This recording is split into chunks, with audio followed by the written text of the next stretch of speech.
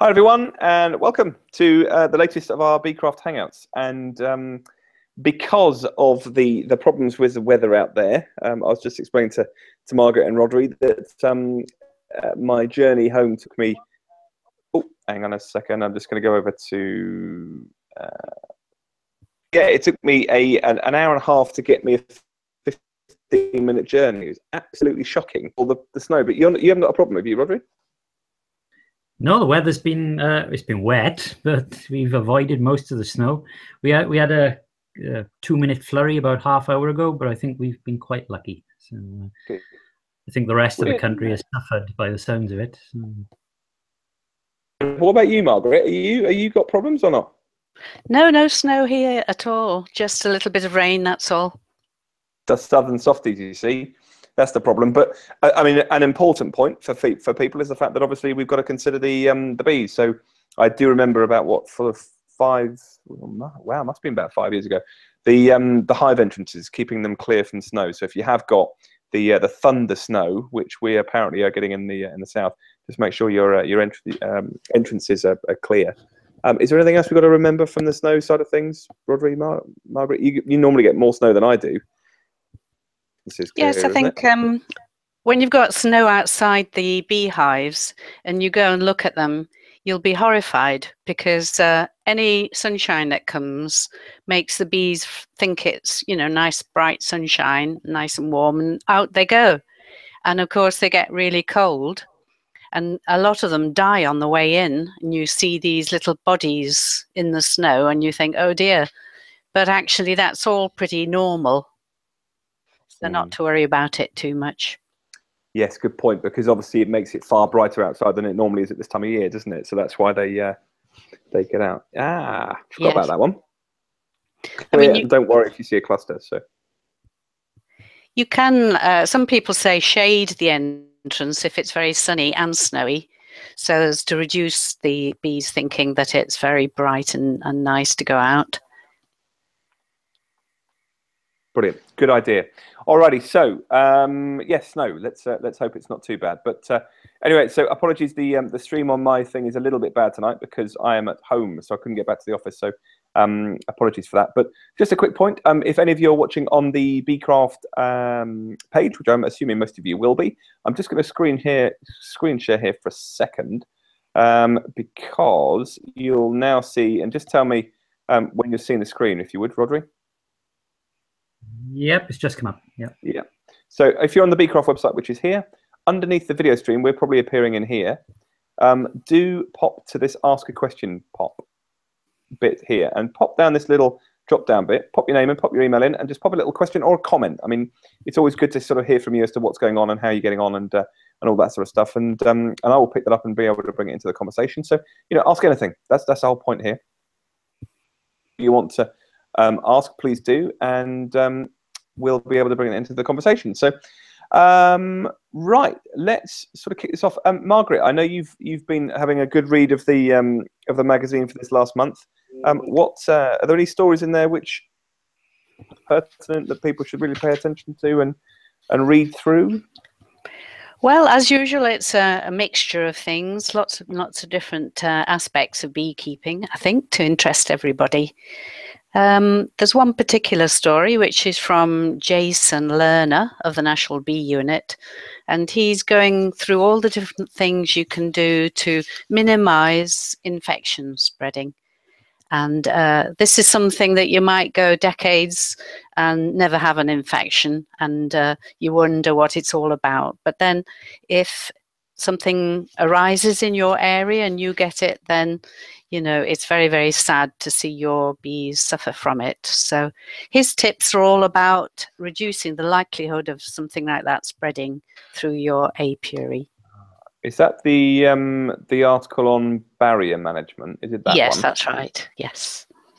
So what I'm just going to do is I'm just going to again share my screen. So what I'll just do in any second, you should start seeing the article in front of you.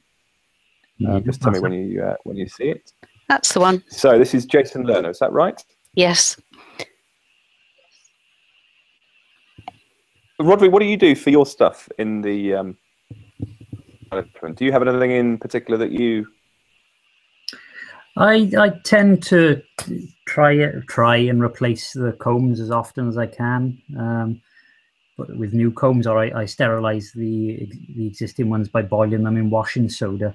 That's sort of my best practice. I also tend to scorch out the hive bodies. But apart from that, I think that's a photograph there of boiling in paraffin, I think, if I'm not mistaken. Yeah, I'll tell you what, it's quite impressive, isn't it? That's far more. It's soda solution. Soda, right. Washing soda, hot. Margaret, would you mind just explaining this contraption? Because I have to say, I've never seen that. Well, if you have a lot of... I use what you do, Rodri. I flame it. So, but here they're using some contraption for this, are they? Well, if you have a lot of frames, flaming all the sides and the bottoms and the tops is very time-consuming. So what they've done here is they've removed all the wax and tied all their old frames together. Then they're putting them in a great big boiler full of boiling, strong soda solution.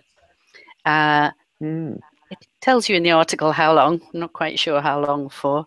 And that does for everything, in fact, I would think. When they come out, the frames are almost as good as new, and they wouldn't have any nasty bacteria on there anymore. No, that's true. And I'll tell you what, I'm just going to go, and you'll see this now because we're actually... That's pretty similar to what I do, apart from I use a bucket, which is a lot less sophisticated than Well, I'll tell you what, while we're talking about frames, I mean, you'll see this question actually on here. So, Dan, thanks for popping this question in for us. So, what's the best way to arrange frames in supers when you have drawn combs from last year? The foundation or all drawn to catch the spring flow? All good question. How do you do that? Rodri, do you alternate with foundation, or do you just pack them full of? It depends what I'm trying to achieve, to be honest. If I want to create some nice drawn comb for show-in honey, like a show frame for extraction, I'll try and replace the whole super with foundation. Or if I want a couple of frames for cut comb, then I'll sort of intersperse them with already drawn frames. I suppose it depends what you're trying to achieve, really. What about you, Margaret? Do you intersperse? Because I always have a huge flow in spring, because I've got a load of sort of apple trees near us. So I have to say I always use drawn comb. So still there? Yes, I'm just trying to think what I do. I have so much drawn comb usually, but this year I'm going to start with foundation. And if I had some drawn comb, I would probably alternate, as your inquirer said, because then you can get some nectar stored in there, and yet they will also build out the foundation and draw that very nicely as well. The only trouble I found is if you use castellated spacers and you use something like a 9 spacing, if you intersperse that, then the bees tend to build brace comb between the foundation and the drawn comb. So it's important to use sort of 10s or 11 spacing. That's a great bit of advice. Yeah, fantastic. So Martin, I've seen your question coming in, so thank you for that. I want to bring that in a minute, actually, because I want to pick up on one of the articles that you've talked about, and I can't really share this one because it's quite a small article, but I mean, some of you will know I'm a big lover of technology in this, and it's in the Around the Colony section, the robotic bees. I know it's not a big bit. I don't know if you've got any more information on this, but it's about researchers from Warsaw University of Tech on a bee droid, an automated pollination system. I mean, that sounds absolutely mental. Yes. So much about this at all, or just what we've got in here? Are you asking me, James? Yeah, I see. But if we've got any more information on it at all, but well, in the Around the Colony article, which is only a little bit of the main article and research, there is a reference that you can follow up to get the whole thing in a lot more detail. I think the point they're making is that if they haven't got bees to pollinate, what else can they use? And their robot has wheels, so they can send it along the fields and it'll pollinate things that are growing low down, like garlic and strawberries. So I see. when I first read it, I thought, gosh, are they flying through the air? But not this particular article, I don't believe. Well, no. So, but it's interesting here where it says, because I've shared it now on screen, and it says the bee droid's pollinating activities were 6% heavier and of higher quality. I mean, we don't want to be able to get to this point. Is sort of the argument here? But it is interesting that they're trying to do something about it.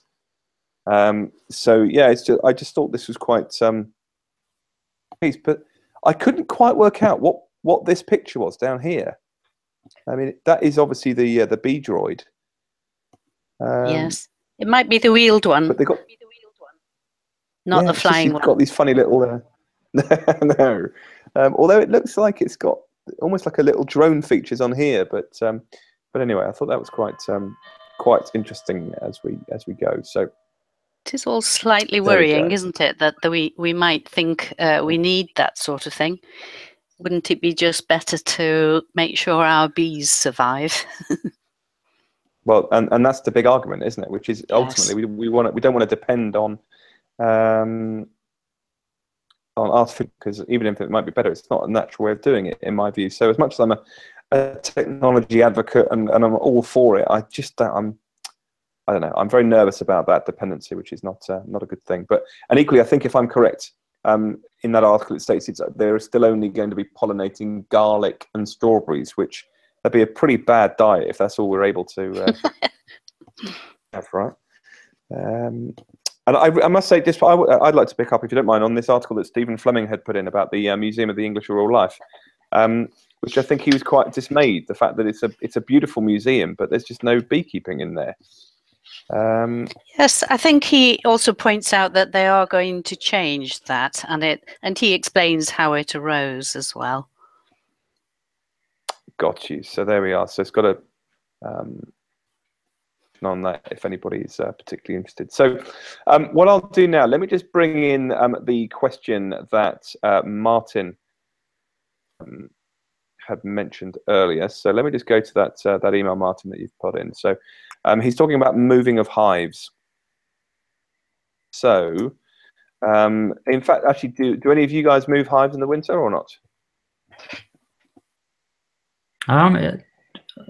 No, I haven't actually. Not that I can remember. I don't think I have. No. See, I always tend to. You see, so let me have a look. So we know the best time to relocate a hive in the same locality is winter, but is there a definitive time that bees confined to their hive lose their learned map? Pick up on that one. Sorry. I think certainly in the summertime, if you moved them less than 3 miles, they just try and go back to their original home. But in the wintertime, it seems as if, they're not flying that much. And then next time they go out, when the weather warms up, they do make a note of where they are and make sure they come back. So wintertime moves do seem to be better from that point of view. Yeah, you always just got to find a sort of a cold snap for a few good days, isn't it? And then you should be okay. So Martin, thank you for your question that you've popped in. Now let me have a little look. I've had a couple of questions in. So David has very kindly put a question in here about varroa and the oxalic acid treatment. And I think there's a lot of people who will probably have this problem. So I'll read it in full. Varroa oxalic acid for a colony riddled with it. I have treated it. We're told that oxalic acid doesn't penetrate sealed brood. This year has been so mild that there is likely to be loads of pollen going in. Split this question. If the weather turns cold, should I treat again, presumably after 21 days when current brood will have emerged?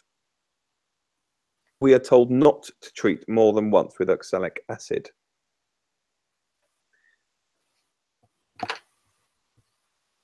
isn't it, on this one? Yes, I think if you look at the bioxyl, what's it called? AP bioxyl instructions, they are quite clear that you mustn't repeat the oxalic acid in winter. So although it seems a logical thing to do, I think some researchers found that to repeat it so soon is not a good idea. Good. So that I hope, David, that answers that question. And he also just puts in, he says, in the past I've used Apistan, but he's not happy with it. Rodri, what do you use? I tend to use the max strips in the autumn, the Mitaway quick strips, and I follow that up with the oxalic acid trickle treatment that Margaret referred to. Interestingly, last year I didn't use an oxalic acid treatment, and I did notice on one hive in particular there was some deformed wings in the hive, so that indicates that there's a higher number of varroa there. So I think it is a valuable treatment to do in the winter months, but as long as you've had that sustained period of cold weather where there's little brood in the hive. The max in the end. I never used the max strips, so that's interesting you said that you've used that. What about you, Margaret? Do you use anything other than Apistan, or? I don't use Apistan because there's quite a lot of evidence that the mites are resistant to it in this area. It also, I rather like the MAQ strips because the formic acid disintegrates quite quickly, I'm told. So it doesn't persist, basically. So you can use it and then it disappears. It's very effective. Okay. I think they're becoming quite popular now, the Max, the Mitaway quick strips, because they are quite convenient to use. You only have to place them in the hive for 7 days. They're quick, they're easy. And, I've spoken. Listen, actually, and I suppose actually, if any of you guys watching, if you've used anything or you use anything which you think would help, just pop a little comment in that box underneath the video, because I'd be interested to hear what you yourself use and what you like and what you don't like. Because as I go through, so David, who put the question forward, doesn't like Apistan. You said you like Max, which I have to say I do agree with that, because I remember when they came out a few years back, the ease of using it was fantastic, and the fact that correctly if you forgot you had it in, it wasn't a massive problem. Whereas other treatments you've got to really keep time and then remove. Am I right in that? Yeah, that tends to be my experience. As Margaret says, they're sort of contained within a gel-like substance, and the formic acid, it sort of degrades, so they do lose their potency. The instructions do suggest remove them in 7 days, but I must admit I've forgotten on occasion to remove them. And you bad beekeeper, you. I know. Well, Wendy, who's often actually here with us in the Hangout, who sadly can't make it today, but she had actually this as well, saying. She said, how beautifully well planned is this? She said, in case I'm not available and you want to mention it. So she says, I've used Apivar, available only through a vet. Very happy with the results. I would use it in the early spring if she had a bad varroa problem in the colony. So that's how Wendy gets over it. Kevin, thanks for your comment on this as well. Let's have a look what you've written here. So, okay, so yeah, he's used Bioxyl for the first time last week. And although it took longer to sublimate than the tablets, it definitely states on the labels to not use more than once a year. So yeah, that's perfect. And plus the respirator equipment. Oh, I like this. Plus the respirator equipment makes you look more like a stormtrooper. That's great. Yeah. Should all look like a stormtrooper from time to time, especially when we're putting on treatment for varroa. So that's all good. Lovely. Okay, so Wendy, was there anything else? Sorry, Wendy. Margaret, was there anything else you wanted to mention from the publication this month in terms of sort of interest that you think people might? Please, was there anything else in there? Yes, there's an article about Paul Vag, who was voted Beekeeper of the Year in London at their honey show, explaining how, despite mobility disabilities, he's managed to become a mentor for various beekeepers learning the craft, and also how he's branching out into selling polish and cosmetics. So that's all very interesting. Good for him, because it's always a difficult one. I remember, so just for a bit of backstory for people here, we've always awarded the London Beekeeper of the Year. So the name is going to escape me. Is it the Lancaster Hotel? I think it is. Think who've so, got yes. hives on their roof and always been very, very pro beekeeping. They always host a London honey show. And this is one of their sort of the culmination of the night is they give away a various sort of group of awards. For example, who's got the best tasting honey? So they have a group sort of tasting about whether it's London, if it's South London or North London honey wins, and it's it's all done in good spirits. And this is the culmination where we hand out a sort of a shield for the best beekeeper in London, and it's often sort of met with quite a lot of sort of that happy about how can you classify what the best beekeeper is. And I'm just going to share this now. I found the article, and I think it's a good thing to give away, but I'm correct. I think it's a public vote. Do any of you guys for the on this? I'm not sure. Let me have a look. Bag here. I mean, if he's got mobility problems and he's managing to do all of that as well, I mean, fantastic, good for him. But that's worthwhile, a good worthwhile read anyway. Colonies as well. It is a really good idea. I suppose it's a bit like sports personality of the year, really. It's yeah. Oh, there we are. So really novel. So yeah, so that's that one. But well, do you know what?